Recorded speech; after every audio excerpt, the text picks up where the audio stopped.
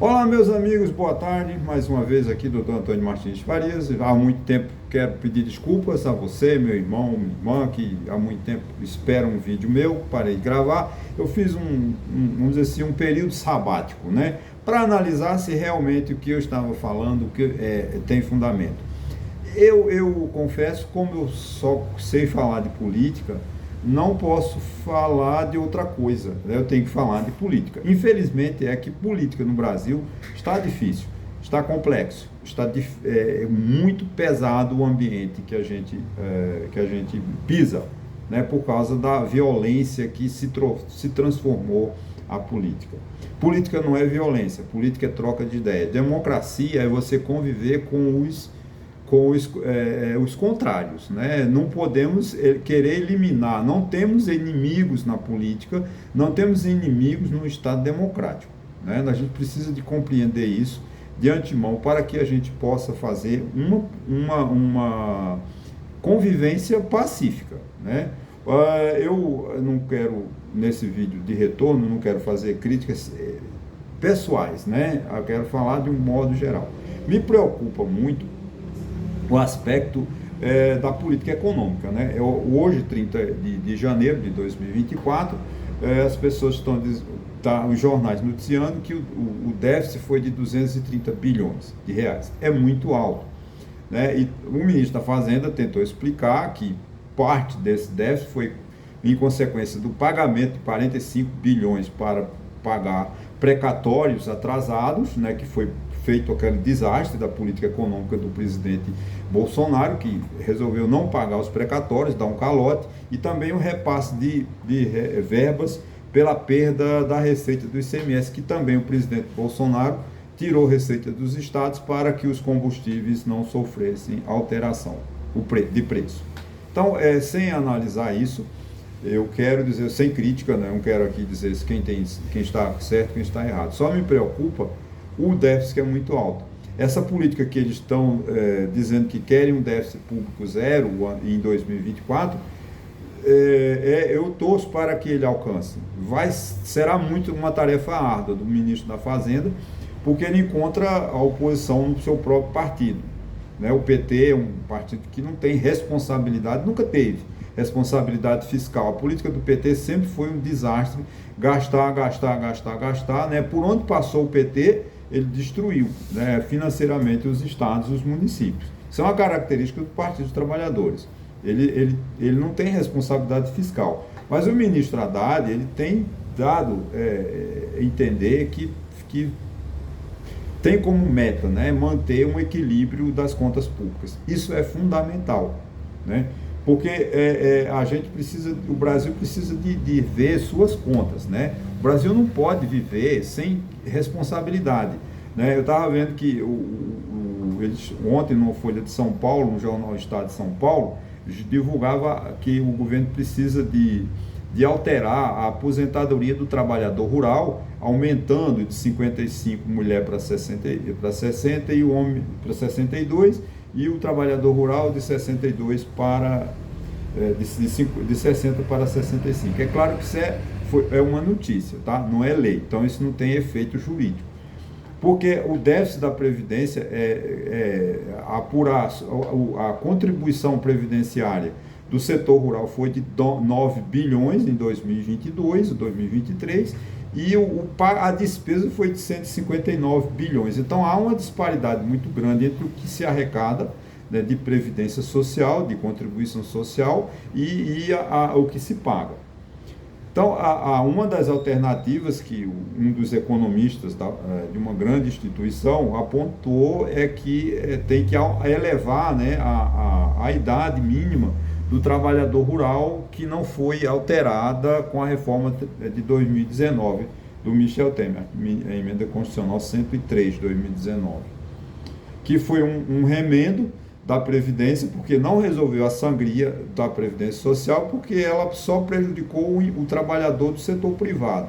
Não trouxe para a Previdência uma média de 65 milhões de trabalhadores, que são os autônomos, né? Os entregadores os motoboys, né? essas pessoas autônomas que não têm como contribuir para a Previdência Social. Então tem uma camada muito grande que acarretará no futuro uma despesa previdenciária muito grande, porque eles vão para o LOA, eles não, quando completar 65 anos, eles não têm condições de viver, não têm condições de trabalhar, não contribuir, portanto não têm direito a uma aposentadoria e tem que ir para a assistência social, o que também eleva a despesa do nosso país. O Brasil é um país de envelhecimento, a sociedade brasileira está envelhecendo, o chamado bônus, né, da etária já aconteceu e o Brasil não se desenvolveu. Nós não seremos um país desenvolvido, porque a nossa mão de obra ela não tem mais condições, né, através de trabalho. Hoje nós temos que, não pela juventude, a única coisa que o Brasil poderia alcançar um nível melhor de distribuição de renda seria aumentando a produtividade, porque a produtividade do trabalhador brasileiro é muito baixa em relação aos outros países, principalmente da OCDE. Mas isso não quer dizer muito dentro do contexto, dentro do que eu quero falar.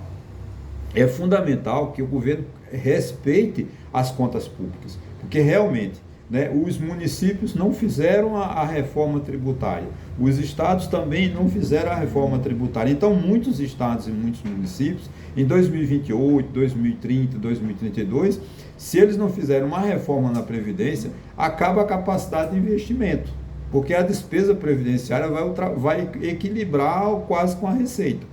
Então, de cada R$100 arrecadado, o governo vai ter que pagar 100 de Previdência Social, despesas ordinárias. Então, o Brasil hoje está comprometido, a dívida do setor público da Previdência Social, quando eu falo, o déficit da Previdência Social, em setor público, estadual, municipal e federal, é em torno de 5 trilhões de reais. É muito dinheiro, é quase a dívida pública. E a Previdência Social é o carro-chefe, né? Será o carro-chefe daqui para frente, porque o Brasil é um país que envelhece, um país que não investe em educação, então não teremos bons trabalhos, bons empregos, né? A mão de obra ela tem que será sempre precária em decorrência da falta de educação, da falta de formação tecnológica dos nossos jovens. Como eu falo sempre, né? O Estado mata milhões de jovens todos os anos. Quando eles completam 18 anos, que terminam o ensino médio, eles nunca vão para uma faculdade e não aprenderam nada. Então, tem uma geração, né, de jovens que não tem futuro, né? Vão continuar fazendo esses trabalhos precários. Não estou desvalorizando o trabalho de ninguém. Todo trabalho é importante, mas a gente precisava, no Brasil, de criar uma qualificação. Né? Criou-se o tal do ensino técnico, que eu sou defensor do ensino técnico, afinal eu me formei como técnico em contabilidade, como técnico em administração, né?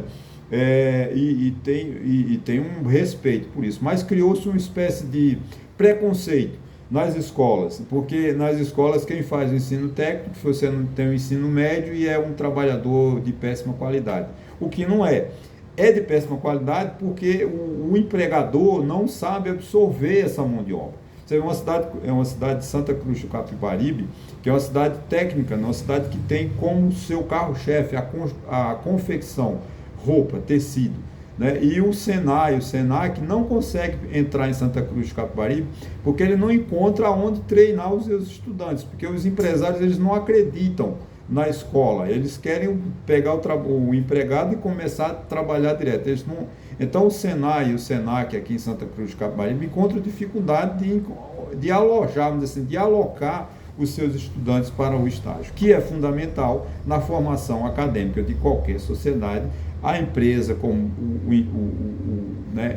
trazendo o estagiário para dentro da fábrica, trazendo o estagiário para dentro do escritório, para ele aprender, para ele descobrir caminho. Isso aqui numa cidade pequena não existe. Então o Brasil tem vários gargalos, vários processos que precisam de ser ouvidos. Com a forma como nós estamos gerenciando as contas públicas, outra coisa que é fundamental, eu falei do déficit da Previdência do trabalhador rural, da ideia de um economista de uma instituição muito respeitada de alterar, né, a idade mínima do trabalhador rural de 55 para 62, a mulher de 60 para 65 do homem, porque, né, o déficit da Previdência é de 159 bilhões de reais, só no setor rural. Tá? E também a nossa Previdência Social, conjunto de todo é de quase mais de 5 trilhões de reais. Então, o déficit da Previdência é preocupante. E outra coisa, a Previdência também envolve saúde, né? O envelhecimento da população, é preciso que o SUS, né, Sistema Único de Saúde, que é regulado também pela artigo 194, 196 da Constituição, se reestruture para atender aos idosos, né? Eu sou um idoso e, infelizmente, as cidades, né, o SUS, as organizações sociais, o SUS, a Previdência Social, não estão preparadas para receber o idoso. O idoso é tratado como uma pessoa comum, como uma pessoa, ou seja, como não tem direito a nada. As cidades não têm calçadas, as cidades não estão tendo que criar mecanismos para atender o idoso. Então, são políticas sociais que envolvem, né, pesquisa, envolvem pensamento positivo. A gente precisa de sair desse mimimi, dessa coisa pequena, né, de partidos. Né? O que o Brasil precisa de sair é dessa dicotomia de A, B, lado A, lado B. O que nós precisamos no Brasil, tem muitos partidos, nós temos muitos partidos políticos, mas nós não temos ideologia. O político brasileiro é aquele que me paga, mas eu vou. É que nem jogador de futebol. O jogador de futebol, desculpa o barulho da rua, né? O jogador de futebol está jogando num grande time, por exemplo, no Flamengo. Está ganhando R$1 milhão por mês. Se o Vasco oferecer 1,1 milhão, ele sai no meio do campeonato. Ah, mas eu sou profissional. O técnico está lá dirigindo um time grande, do São Paulo.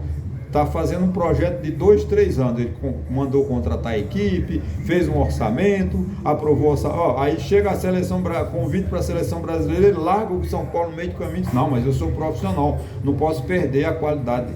Tudo bem, isso assim funciona no futebol. Mas em política a gente precisa de ideologia. E nós não temos no Brasil. A questão, por isso que eu parei, né? Porque eu precisava dessa questão, de ver essa questão de direita e esquerda, né? Eu fui ver em Norberto Bobbio, que é um cientista político muito famoso italiano, escreveu um livro, vários livros, mas ele escreveu um livro de direita e esquerda. E aqui, quando a gente traz para o Brasil, não tem ideologia. Você não sabe quem é de direita, você não sabe quem é de esquerda, porque é quem pagou.